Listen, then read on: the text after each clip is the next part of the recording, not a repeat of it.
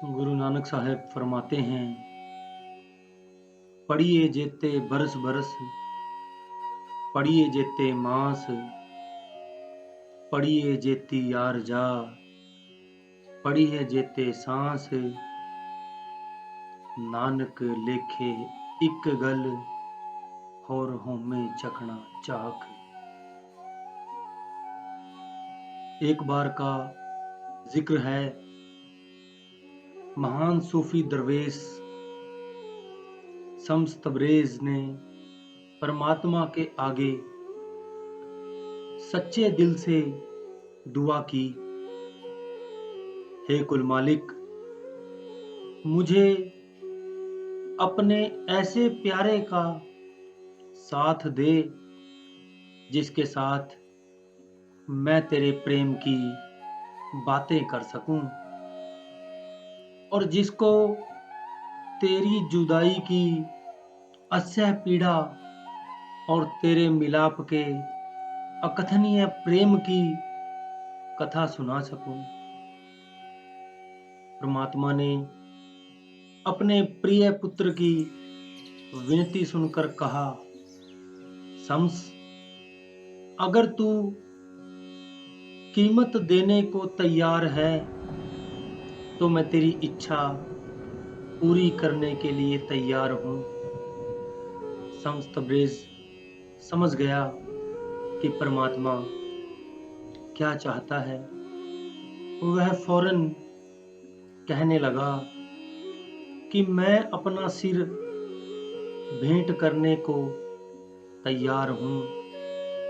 सिर देने से फकीरों का मतलब है कि अपनी मैं को, अपनी होमे को, अहंकार को छोड़कर उस कुल मालिक की रजा में राजी हो जाना।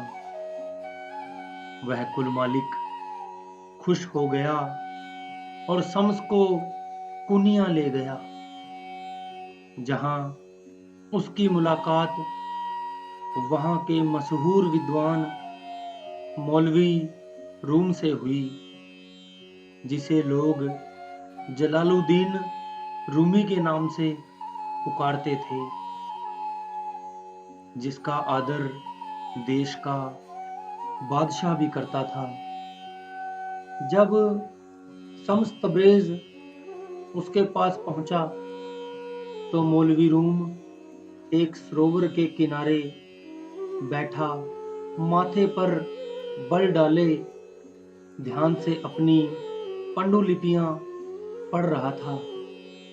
शम्स तबरेज ने उसको इस हालात में देखकर कहा, मौलवी साहिब, बड़े व्यस्त दिखाई देते हो, यह क्या है जो पढ़ रहे हो? मौलवी कहने लगा, ये गूढ़ रहस्यमयी कीमती पांडुलिपियां हैं। बड़े बड़े विद्वान इनको नहीं समझ सके। मैं इनमें बयान किए गए इलाही भेदों को समझने की कोशिश कर रहा हूं। मौलवी रूम ने लंबी सांस ली और दरवेशों का पहनावा पहने शम्स तबरेज की ओर देखकर कहा, भले आदमी, ये ब्रह्म ज्ञान की बातें तेरी अकल से बाहर हैं। इन गूढ़ समस्याओं को समझने के लिए सूक्ष्म बुद्धि की आवश्यकता है। शम्स तबरेज मुस्कुरा कर चुप खड़े रहे।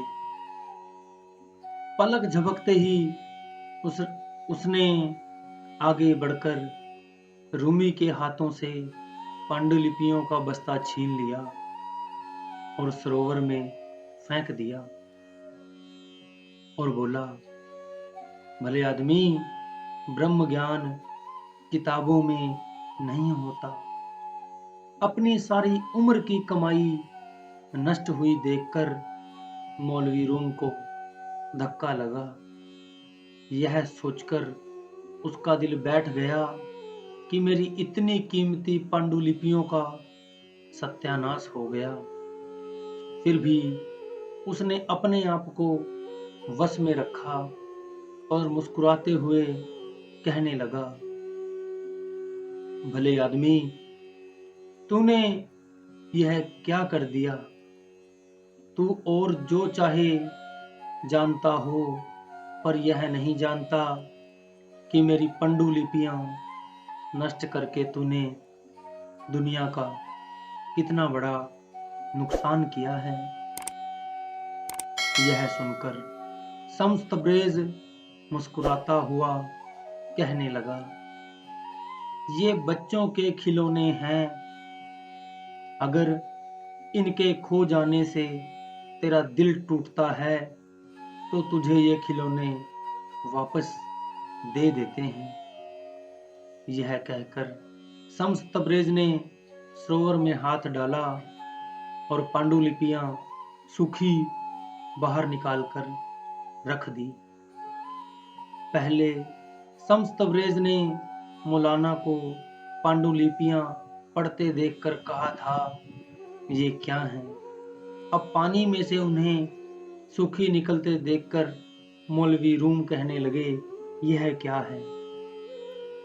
पहले मौलवी रूम ने समस्तब्रेज से कहा था, ये बातें तेरी अकल से बाहर हैं। अब समस्तब्रेज ने मौलवी से कहा, ये बातें तेरी अकल से बाहर हैं। मौलवी रूम ने देखा कि पांडुलिपियों का एक अक्षर भी नहीं भीगा। समझदार था, झट समझ गया कि परमात्मा ने इस दरवेश को सच्चे ज्ञान का सच्चा रास्ता दिखाने के लिए मेरे पास भेजा है। वह एकदम समस्तब्रेज के कदमों में गिर पड़ा, विनती की कि मुझे अपनी शरण में ले ले। सुनाचे समस्तब्रेज ने उसको बेअत कर दिया, यानी नाम का भेद दे दिया। उसने शब्द की कमाई की और ऊंचे से ऊंचे रूहानी भेदों का जानकार हो गया। अब उनकी मसनवी को फारसी भाषा में कुरान का दर्जा दिया जाता है। वह खुद लिखता है, अगर समस्तब्रेज का मुरीद बनना नसीब ना होता तो मौलवी रूम कभी मौलाना रूम ना बन सकता, यानी गुरु की कृपा के बिना विद्वान कभी संत नहीं बन सकता, कभी संत नहीं बन सकता।